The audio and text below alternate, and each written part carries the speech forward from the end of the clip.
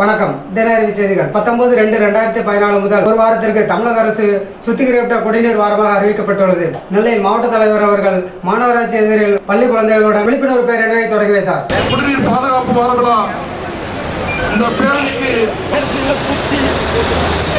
மரியாதைக்குரிய மாவட்ட ஆட்சித்தலைவர் அவர்கள் தனது பொற்கரங்களால் கொடியசைக்கு இப்பொழுது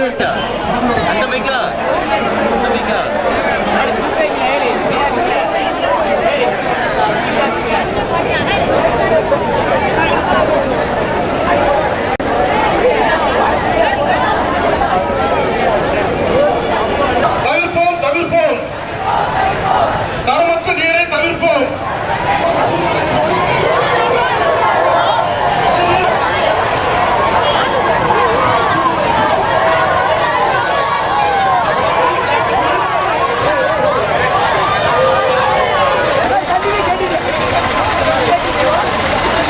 பாதுகாக்கப்பட்ட குடிநீரை குடிக்க வேண்டும் என்பதற்காக பொதுமக்களுக்கு விழிப்புணர்வு நிகழ்ச்சியாக இன்று ஊர்வலம் நடத்தப்படுகின்றது. இதே